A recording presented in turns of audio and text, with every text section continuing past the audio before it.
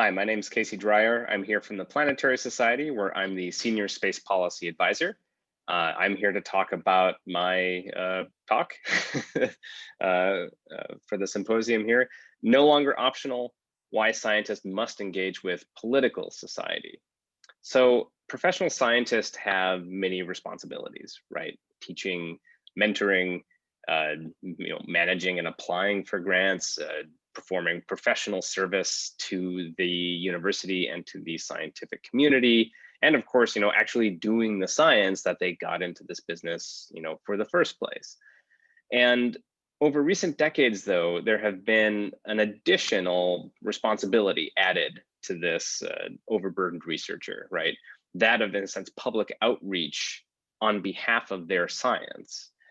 This has really been made visible at a high level by people like Carl Sagan over the past few decades, Oliver Sacks, more recently by Neil deGrasse Tyson, but it's also been incorporated into the structure of scientific grant process at the National Science Foundation, where they now ask for a broader impacts section about how your science interfaces with the community at large. And so I think more and more scientists over the past few decades have understood and embraced that they need to dedicate a certain amount of their time to educating and edifying the public, often by speaking to their local community or local press, or engaging people around them or in their social media circles about the value of science and the value of their research.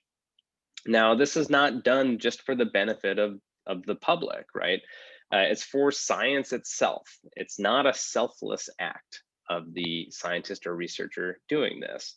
A classic example of this and how it's pitched is an op-ed from Scientific American in 2013 called "Scientists Do Outreach or Your Science Dies," right? So according to this line of thinking, in modern democracies, in a sense, the public must respect or at least appreciate what science does and how science works in order to maintain the public funding that enables scientists to do their work. As such, the role of the public communicator as a scientist, that aspect of their job, is really crucial in both the general aspect of a science literate society, but also in a self-interested way, right? To enable that profession to continue, particularly for that particular scientist. But this claim misses, in a sense, a really critical step between the idea of public education and political outcome. And it's not enough to just educate the public about science or the science you do if your goal is to have increased investment in public funds for science. In a sense, what I'm saying is that there needs to be a corresponding outreach effort made specifically for political actors or elected officials. So it's not just enough to communicate to the public. We need to communicate to elected officials who represent the public, and we need to communicate to them in a specific way. This is not to denigrate or undermine kind of public outreach by scientists, right? It's a critical thing to do, and it is just good for society.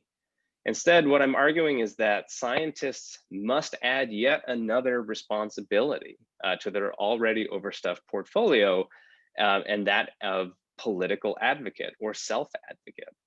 They must engage in political society through either or both invigorated professional societies acting on their behalf, and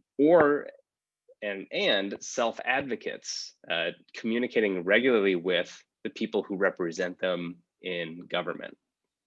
This is no longer an option, I believe, for professional scientists. And to disregard or deny this responsibility is to invite an existential threat to their professional vocation, either through active opposition or more likely through budgetary neglect. We have seen the consequences, obviously, in a lot of areas of science about what happens when there is a lot of bad information being pumped into the political system, or too little good information. And obviously, we're seeing that with climate change or resistance to the climate change, anti-vax movements, reactions to the coronavirus epidemic more broadly. These are very extreme and unfortunate outcomes that could happen to other parts of science, but what we really need to start thinking about, again, engaging on a regular level for all other aspects of science. So, and I want to emphasize here, this is not necessarily saying that scientists should be political, right? They should be self-advocates or advocates for their profession. And what I mean by this is that being a self-advocate is more along the lines of you're self-interested in promoting your own science to whoever is in power who represents you, or working with the people who happen to be in power to promote the issue that is important to you. Being political is taking opinions about who that person in power should be. And there's definitely a role for that, as any good citizen should have in a modern democracy. And that's a choice of every individual scientist to make. So this is slightly different. I just want to emphasize, we're talking about advocacy and engaging in policy without necessarily being a political actor in that case. And also then, before I kind of continue with this larger story, I do want to acknowledge that the rest of this talk, if you haven't already guessed, is really going to focus on a lot of specifics around the political and funding structures in the United States. I know that best. It's what I work in every day. That's my expertise. And so I realize there are many participants in this symposium in Japan and around the world who don't have these specific structures to engage with. So I apologize in advance. This is a very US-centric talk, but I do believe the overall message will be applicable to any democratic system of representative government. So I want to begin this with a brief kind of history of public funding for science. So I'm going to pull up a series of slides here. I will slightly increase my size here as well. Something I think that's very important to emphasize here is that the modern scientific funding framework is modern, right? It's a product of the mid-20th century. It's very new, and it's a new alignment between government and science. And perhaps it was inevitable that government would eventually fund basic science and basic science research, but how and when it would do so wasn't necessarily predictable in advance. So again, it's relatively new. It's within the lifespan of one person, right? About 75 years ago. Prior to the 1940s in the United States, US government invested very little in basic science and research. Most of that work was done and funded by private entities, universities, industry, wealthy benefactors and individuals. Around the world, royal institutions and then and in the past would obviously occasionally serve as benefactors to talented individuals, but it generally did not reflect broad policy to invest in basic science research. It took something as big as World War II, right, to fundamentally change this relationship between governments and science, as the war in a sense was won or lost by technology, right? And technology achieved through scientific research, including radar, computation, breakthrough statistical analysis, and of course, the just terrible destructive outcome of the Manhattan Project and the atomic bomb. This was codified in policy, this relationship or the benefit of investment in science to government in the immediate post-war period, when the US and the Soviet Union were presenting kind of alternate and competing ideological pathways for nations around the globe in the aftermath of World War II. And it became clear that science was no longer kind of an abstract luxury that could be pursued by individuals or industries as they saw fit in an applied way, but it was actually a critical component of national security, a sense of bulwark against an existential threat from another highly technological society. This argument was kind of outlined in what you're seeing here, Science, the Endless Frontier, a report to President Roosevelt in 1945, where it outlined kind of this big picture argument about the overall national security and public benefits of government investing in basic research and development, basic science, right? The science that has no clear applicable purpose, though something probably will come good come of it. The US government and pretty much every modern nation has embraced this idea, right? And established, in a sense, for the first time at that point, out of this report, a national science agency to invest in scientific research. This represented, again, a really profound reshaping of this relationship between science and government. And obviously it led to this huge explosion of scientific discovery and this establishment, in a sense, of this permanent civil and professional scientific population in the country. This entwinement, in a sense, of science and government introduced, in a sense, politics into this process, though, right? Once government starts to fund something, it becomes the purview of government and the oversight of government as well. Decisions become policy decisions, and policy is set by representatives in government. So science, in a sense, became a function of government, and it became dependent on government policy for the first time. And so in democracies where policies are shaped by public input and public good, at least in the ideal case, but also without the prerequisite of having any scientific background, right? So science, in a sense, has become subject to both scientific and non-scientific populations' oversight. The consequence of this relationship and the oversight aspects and policy and political aspects of science, relatively muted for a number of decades in the immediate post-war period, probably due to the external driver of, just the Cold War itself, where science was, in a sense, a very symbolic and critical aspect, as we talked about just slightly earlier, between these two highly technical advanced superpowers. There's also at the time in the United States, anyway, a very high level of public trust and public authorities, particularly in scientific authorities.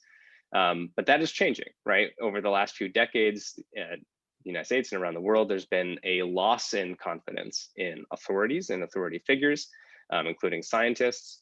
And also just the cost of information distribution has since plummeted to zero. So, this broad social consensus that we shared because of this external factor of the Cold War has largely dissipated by now.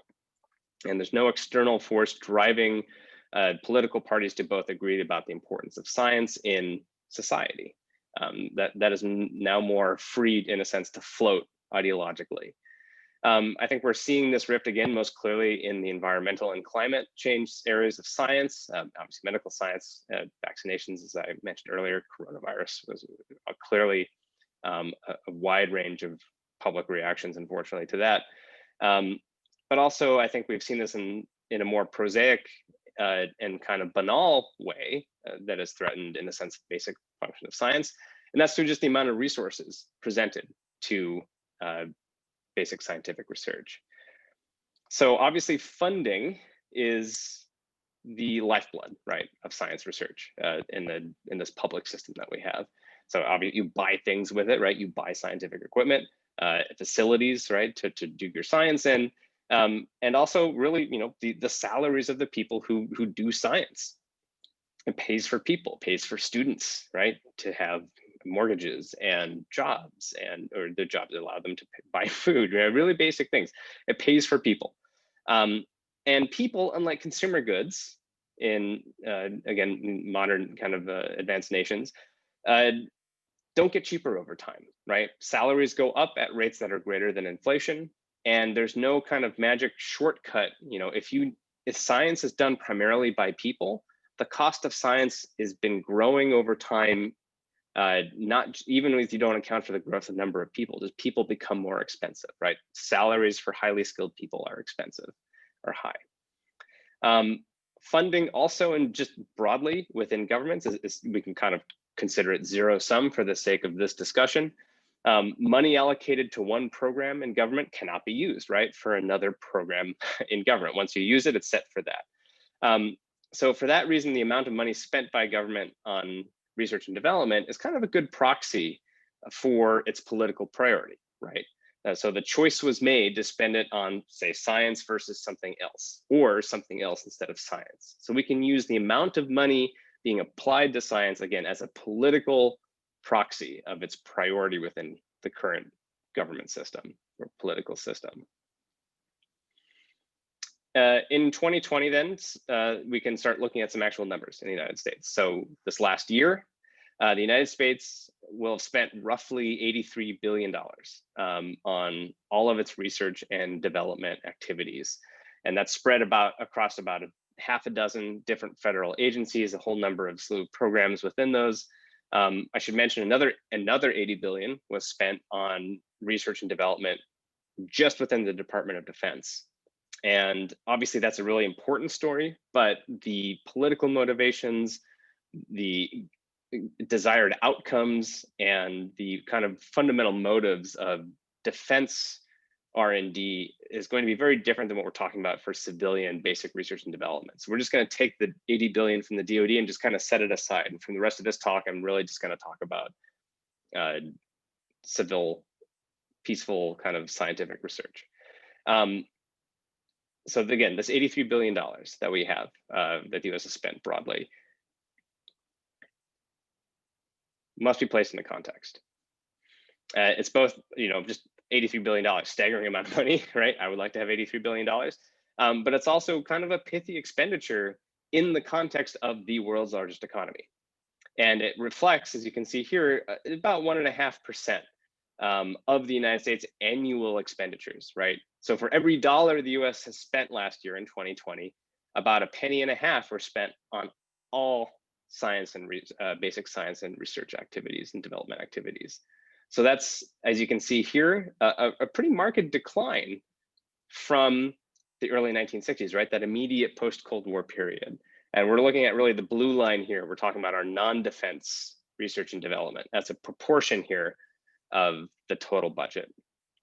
And again, you can see kind of as Cold War tensions really start to relax through the 60s and 70s, you see this steady decline in funding as a percentage of overall US spending of these R&D activities, settling out to about 2% in the early 80s, with actually kind of a downward trend, very slow, but real downward trend since 2010, or maybe even since the mid 2000s.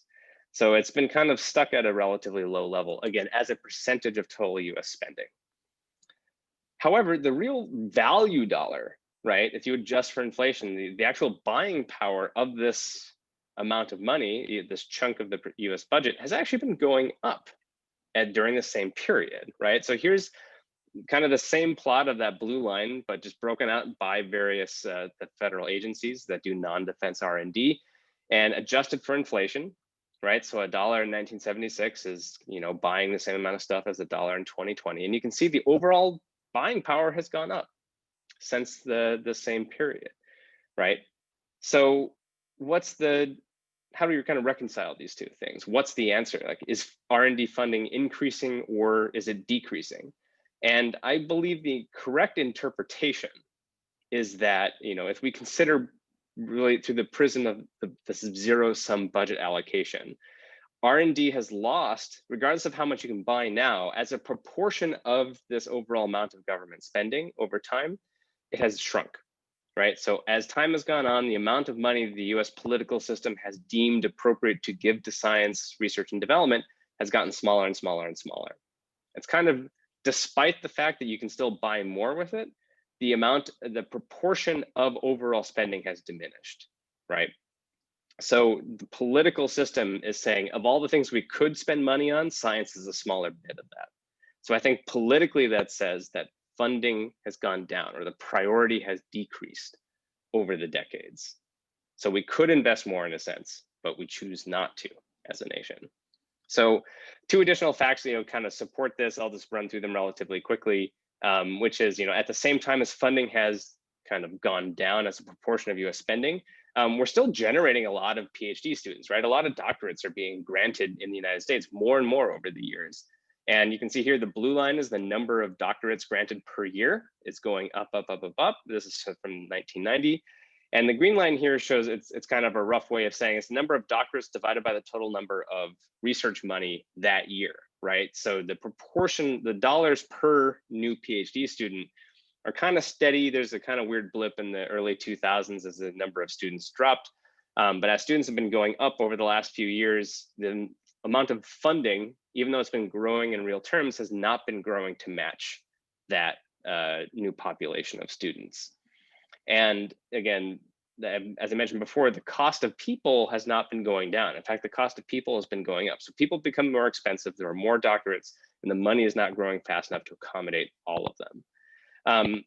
You can also see this, I think maybe perhaps more strikingly, in this chart from the survey of earned doctorates from the National Science Foundation, Center for Engineering, Science Engineering Statistics, which shows the number of PhD students or recent doctorates who have a guaranteed job upon, right after they get their doctorate.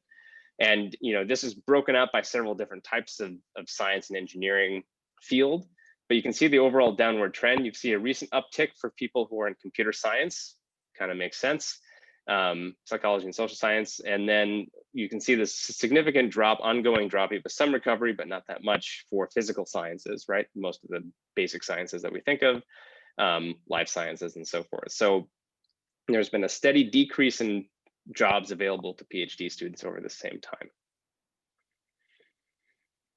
Second point to consider about how science has become slightly diminished in terms of priority is that even though overall real value dollars have been going up, the proportion about what types of science gets funded has really changed over the years. This is a striking graph, which basically shows different federal agencies that do scientific research in the United States. This green line that just jumps straight up almost vertically starting in the late 90s and kind of hovers around $40 billion a year, that's National Institute of Health in the United States. And so you can see this incredible growth of scientific research money for health, in a sense, kind of applied science in a certain degree. And every other science agency kind of bounces around or very slow growth. The gray one there at the bottom, that's the National Science Foundation. That's, again, our very basic scientific research for the nation.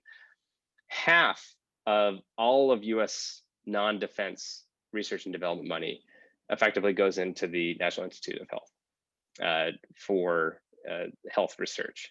And that level is basically akin to the peak funding of the Apollo program at NASA in the 1960s, at the very peak of the Apollo era. So while we've seen different eras of US funding for science, the makeup of that overall funding has shifted dramatically from engineering, kind of space spectaculars, very basic research, to kind of this applied health medical funding is really dominating US spending now. And we can kind of take two things away from this, which is that the makeup of, the policy can set different allocations of funding within a similar or slightly growing envelope of funding, right? So we can shift from medicine to space to basic science to a variety of other issues, climate or green energy, within these envelopes, and that's a function of policy. So even within a fixed amount of money, how you spend the money within it can change significantly over time, as it has since the 1980s here. And also, again, I think by seeing how much science has shrunk over time as a proportion of US spending, there could be a way to increase that overall percentage, in effect, increasing its political priority again and returning it. If we had 6% of the federal budget now, we're talking about a 4 to 5 to 6-fold increase in overall science spending in the United States. That would be huge amounts of resources provided for this work. So even a small increase can provide really significant consequences. This is possible because science is still largely non-ideological. And obviously there's going to be some reactions to this, and there are some significant exceptions to this, right? But if you can set aside these notable and really unfortunate ideological problems around climate change, health issues, and a few other things, science generally, basic research, lacks this kind of strong ideological component between the two parties in the United States. So it's not necessarily mired in party ideology, which actually leaves a lot of individual members of Congress free to support or to develop interest in science and science issues as they see fit, right? And obviously that depends on who engages with them, which we'll talk about later.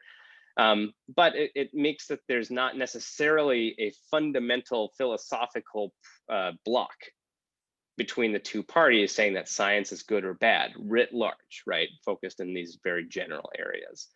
The flip side of this, of course, is absent this strong ideological moorings, and kind of assuming then that that the public itself does not have strong opinions on science policy, is that special interests for people who benefit financially from how science dollars get spent tend to dominate the political discussion. And that can be good and bad depending on who those special interests are, which I'll get to slightly later. But a good example of this, in a sense, is the disparity between what the public says they want NASA to do and what NASA, the space agency at the United States, is paid to, gets funding to do. This is from a Pew survey poll of US adults in 2018. And it's asking basically which of the following things that NASA can do should be the top priority of the space agency. And you can see the very top priority of the space agency, according to the general public, is to be monitor the Earth's climate, look for asteroids that could hit the Earth, right? Planetary defense, and then just to conduct basic scientific research kind of comes in a distant third in that. And in a sense, at the very, very bottom there, you can see send astronauts to the moon, the very least lowest priority thing according to the public. NASA's funding structure is effectively flips this whole set of priorities. NASA spends about 40 to 50% of its funding right now on sending astronauts to the moon, despite incredibly low public support, and only spends about a third of its budget doing the top three things combined, right? Of monitoring Earth's climate, doing scientific research, and doing planetary defense. Planetary defense is even actually a very tiny, less than 1% fraction. And this is, in a sense, kind of this consequence of what I said at the very beginning of this talk, of that it's not just enough to educate the public to like space in this case, because there is no way to translate that into political outcome, into a directed political outcome. And then in the absence of that, a lot of vested interests then kind of go into have other reasons to invest in things like going to the moon that don't necessarily reflect public sentiment. And there's no, in a sense, political consequence for ignoring this because it's kind of a very general political awareness on behalf of the public. So talking about, again, more of these processes. So how do the US fund science becomes important in this? Process of allocating funds for science is, in a sense, a dance between the executive and legislative branch.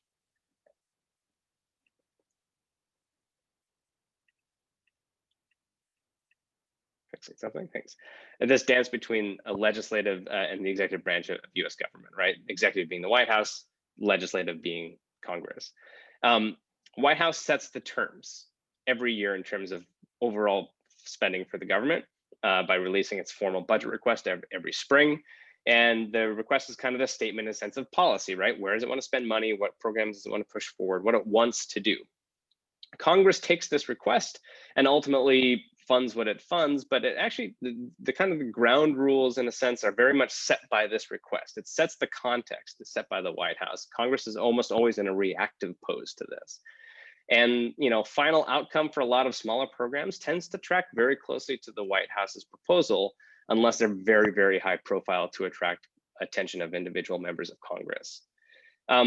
Congress itself works by committee, right? You have these 12 subcommittees that are tasked with funding various aspects of the US government. The scientific research programs that we mentioned earlier, they're kind of spread through several of these subcommittees in terms of their purview. And each of these subcommittees are composed of different members of Congress representing different geographic locations of the country. And they have, in particular, outsized influence in drafting the legislation that funds these various areas, right? And Congress can take, again, these proposals, add or subtract to them from White House, occasionally extract long-term policies, or even make sustained budgetary growth. But their key word here is their key idea is that they're acting on a year-by-year basis. So this argument has to happen and rehappen every single year. So to sustain growth in a program or to sustain growth in a particular area in terms of budget requires sustained effort year after year after year, and generally kind of comes down to whether a single member shows particular interest or passion for that particular area to fund or to make something happen, right? It takes a lot of work for them in that sense to go to bat for that year after year. If you don't have that kind of champion, it's much harder to generate consensus to maintain sustained growth in various areas of federal spending. it is these members of Congress who are sit on these relevant committees who have a lot of outsized control and also show interest in these topics that should be, in a sense, the focus of work done by individual scientists as self-advocates, and, as I'm going to argue here, professional scientific societies whose job it is, in a sense, to represent the interest of scientists to people in the federal government. So let's talk about professional societies and why they should increase their commitments to lobbying and reaching out to Congress, which I think is a very critical thing here in terms of operating in political society. In the early 1990s, Republicans came into power after being out of power in Congress for a very long time. One of the things they did to reduce costs and spending was to, in a sense, slash the size of this committee staff that helped them run these various committees that funded government, set policy, and so forth. The staff that served on these committees were the kind of the bastion of knowledge and experience and expertise that carried over from different Congress to different Congress. This same staff would serve the same people. And without that staff, with this depletion, there's a lot of institutional knowledge that was lost, a lot of topic expertise that was lost. And so Congress started to turn towards outside organizations for information, for context, for input on various policies. Now, this had the consequence of that the people who had the money to stand up organizations to provide information would tend to do so from a very opinionated lens of self-interest, right? They wouldn't put the money in to generate this effort to reach out to members of Congress unless they had something to gain for it. And so, these resources and self-interest to fund these organizations, kind of leads to this point where a lot of members of Congress and a lot of congressional activities depend on self-funded or external organizations providing them with input. That isn't always bad, because this could also be what scientific societies do, acting on behalf of their scientific members. Now, scientific societies, right, generally known for managing conferences, right, or publishing academic journals. Again, they can also have staff dedicated to serving the needs of Congress and, in a sense, representing the values and the perspectives of their professional scientists who enable them through their professional dues. They also perform some degree of lobbying, right, with the goal of enacting specific legislation. There's a whole bunch of scientific societies in the United States and around the world. Really big ones, right? The American Association for the Advancement of Science, the American Geophysical Union, American Astronomical Society. These are all professional societies that take dues from their professional scientist members, right? Many universities also have staff dedicated to reaching out to members of Congress. Though, of course, universities have a wide range of issues that they have opinions about, national government, not just science funding. The Planetary Society, my organization, serves a similar purpose to scientific societies, though we're for the public, right? Anyone can be a member of the Planetary Society, and anyone who just kind of loves space can join as a member. So we kind of are a unique player in that we have a lot of the same structures as professional societies, but we're really for anybody. And we also maintain a small staff dedicated to advocacy and policy, of which I am one. So the extent of lobbying done by nonprofit scientific societies is relatively small, right, compared to industries that tend to have big financial gains to be had. In a sense, for science itself, though, is so small, right? The amount of money from scientific societies are so small that the word science isn't even considered an interest group, right? Or scientists are not even considered an interest group within Open Secrets, which is a great website that shows all the industries and organizations who lobby Congress and where the money comes from and where it goes, right? So it doesn't even tend to raise up into that issue. And that's a problem, because science is an $83 billion a year business, but there's not a significant amount or not a notable amount of lobbying work done on behalf of the people who rely on that for their professional careers. For an example, again, the AAAS, the American Association for the Advancement of Science, has revenues of over $100 million a year, but maintains a staff of only about 4 people dedicated to this federal relations. American Astronomical Society, revenue of $16 million a year as staff, 1 full-time staff for government relations. And here at the Society, we're about a third of that size, about 5 million a year, and we have two. Just for comparison, SpaceX, right, the rocket company, spends about $2.5 million a year on lobbying, with about 40 individuals at any given time, sometimes more, registered as lobbyists on their behalf. And they take that very seriously, right? And that's what they would consider aerospace and defense. Just to share screen again. You can actually see the growth of SpaceX over time. It has almost quadrupled its amount of money spent on lobbying the US government, and it's paid off for them. So why is this, why do we have this discrepancy between what happens at companies like SpaceX that individually spend millions of dollars on lobbying government and the scientific societies that don't? And in a sense, it's not, again, for lack of relevance, right?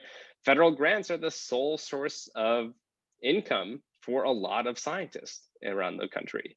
There are a significant chunk of income for a lot of other scientists, or allow them to have students, or allow them to pursue their scientific research. Entire areas of science research depend on government funding solely, right? No other options. Scientists are kind of no less dependent on the outcome of public investment in science and public policy for their survival than SpaceX is on having NASA able to buy their rockets and the Defense Department able to buy their rockets.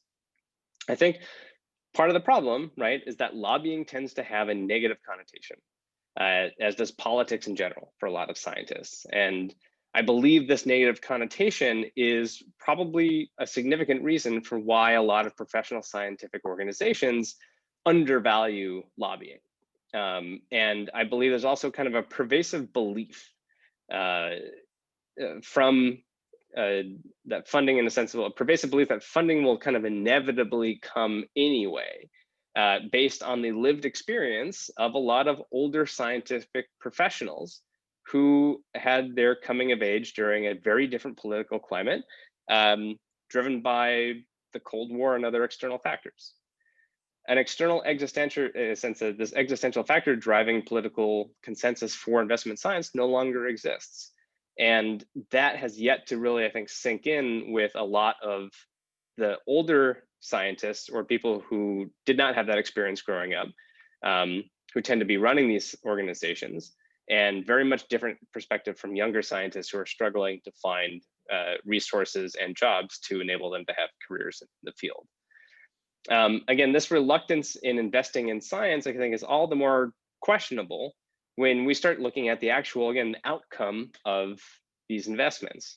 Economists openly speculate, about about why there's actually so little money being spent in lobbying, given how well it appears to work.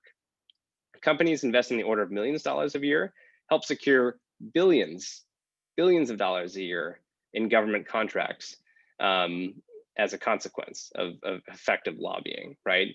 Certain tax breaks by various interest groups can result in hundreds of millions of dollars of profits being generated, again, on millions of dollars of lobbying being spent, right? So orders of magnitude return on investment from this type of activity. And again, effective lobbying, it's a really very personal process. It takes time and it depends on personal context, right? So, and you can't shortcut that. You have to pay people to do it for you. So the more connections you make, the more people you have, the more connections you make, the more face time you have, the more discussions you can have, the stronger you can press your issue in government, particularly, again, for these non-ideological issues like overall base funding for scientific research. So even modest increases in resources by pro-science organizations for lobbying and congressional outreach could provide very significant return based on that modest investment. So if you accept even too, that in addition, beyond any kind of self-interest, that just more science and the process of science provides broad and lasting benefits to society, then there's even an ethical argument we can make about investing in government outreach affairs and lobbying in order to provide more scientific return. So it's not purely a self-interest thing, though it is, but it does have this broader benefit to society if you consider science a good thing, which I do. So it's not enough that scientists just, professional societies kind of up their game in lobbying, right? The other argument I'm going to make here is that scientists themselves need to be better advocates.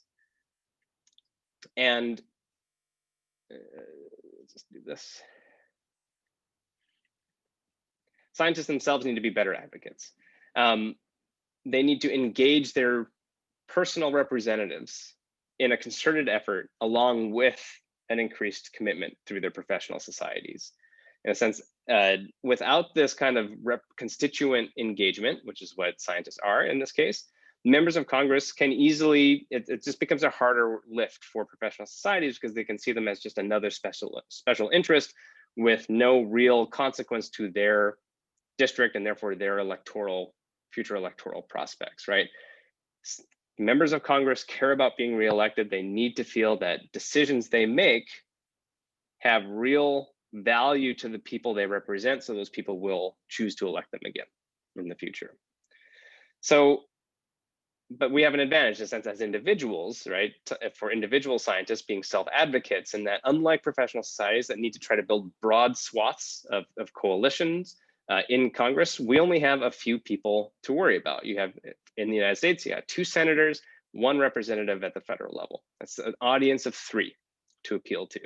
You may have a few extra local government, state and official and municipal officials if you're in a science that integrates more broadly, like environmental science, or hydrology or a various number of other things, but usually just a handful of people who represent you at the federal level, maybe the state level as well. So this engagement gives you an opportunity to increase your audience, focus your message, right? This is a group that you can reach out to regularly over time and to build relationships with them and the staff who serve them, which tend to be based not just in Washington, D.C., but in local areas near where people live in the states and cities as well. Forging relationships with these staff and providing them with opinions and the value of the science you do, right? Same kind of public communication that you would do to any other public outreach activities can help build a relationship with these people that help you become more trusted and therefore more present in their minds and therefore more likely to be acted upon for specific requests for funding and for policies that are particularly in line with what the larger scientific societies are trying to do. And again, it's kind of basic communication, right? To be an effective communicator, as most scientists and educators know, it's to understand your audience and to craft your message to be effective to them, right? And this is what we talked about. It's being relevant and it's being engaging and being useful. And also, and very critically, and this is the step that goes beyond just communicating to the public, is providing members of Congress with clear requested outcomes. What do you want to see happen, and how will it make your life better and the lives of your fellow constituents in their district better? And absent this specific outcome, they just feel good about science, but what do they do about it? So it's giving them a pathway for action, either through legislation or through funding or through whatever request you might have. So most professional societies actually can help provide specific talking points for members of Congress, for individuals to communicate with their members of Congress, so that what their actions that they individually take are in line with overall goals of the professional community. And this type of communication, again, is just done mainly by, ideally, in-person communication. When we're past coronavirus, we can have in-person communication again, but even time, if it takes your time, the more impact it has. And there's actually data to support this. This is from a survey of professional staff of members of Congress that rate how much certain activities that constituents can do, how likely they are to influence the outcome of their member of Congress for issues that are, in a sense, are non-ideological, right? Again, like basic scientific research. And you see the very top things you can do is in-person visits from constituents, contact from your constituents' representatives, for example, members of your professional society, individual letters, phone calls, and telephone town halls. So it's basically the more time you commit, the more effective you can be. This, again, that regular outreach by scientists fills this key element in effective advocacy, right? You're demonstrating, again, this local relevance to a local constituency. And in a sense, it counters this abstract nature of scientific research as this what does it do and what does it produce, and actually creates a direct personal and potentially even an emotionally resonant connection with these people who are representing you in government. Scientists live everywhere, right? So if most scientists committed to engaging their local representatives on a regular basis in a directed manner like this, in line with these professional goals, real progress, I think, can be made in advancing the cause of science and resources devoted to scientific research by having, again, this broad effort that demonstrates, again, this relevance to science throughout the nation, not just in a few key places. But to be successful, we need to consider, incorporating a few changes into how we train scientists. So this is a new thing to ask scientists to do. In addition to public outreach, we're asking them to do political outreach or advocacy, right? Self-advocacy. And to be effective in that, we should train people to know what to do and how to talk and how to participate in this system, because it can be intimidating. And I would say this is particularly important for graduate students and young professionals. A lot of institutions already now offer science communication classes for these individuals. And among any science communication class, I believe we should include communicating to political representatives in a sense of being a self-advocate. I also believe that we can help reduce the stigma in a sense of lobbying or political activity by incorporating this as an expectation into professional careers, and perhaps even by outreach or encouragement or awards through professional societies to encourage this type of participation on their behalf. So in a sense, to kind of summarize this argument, current scientific funding structure is relatively new, right? It's clearly diminishing in its political priority as seen by its shrinking share of public expenditures over time. And there's no guarantee that science will remain an important part of future policy. And in democracies, we need to constantly there's no final and done, as we're seeing now, there's no final agreement on what things should be. It's always up for debate. And so we have to have a constant, ongoing, active effort to maintain the relevance of science in the public sphere and why science should be invested in, and use the tools of modern lobbying and advocacy to do so. There's an old adage in politics. It's like when you're not, if you're not at the table, you're on the menu. And scientists need to be at the table, and they need to be good dinner guests while they're there, right? Conversational, clear, direct with your requests. To avoid this responsibility of being at that table is to invite others to take your place. It's to let others engage in the political system and share their priorities and goals, and some of which may be anathema or antithetical to your goals as a professional scientist. So it's not a fair request that scientists must now do yet another activity on top of everything else they already do, but it's the reality of where we are. Some of this burden can be lifted by the increased investment in lobbying and outreach activities by professional societies. I think that should happen. And also by incorporating advocacy training as part of scientific outreach training for upcoming scientists and future career scientists, we can help lower the activation energy to participate in this system. And we should just really value the role, though, of being a part of the civic system. This is why we have a democracy, is to participate within it. And lacking this, again, this external force to drive consensus to the value of scientists, to the value of science, scientists will have to be that force themselves through their societies and themselves to self-advocate for the value of the work that they do. It's no longer an option to pretend otherwise. So thank you for listening to this talk.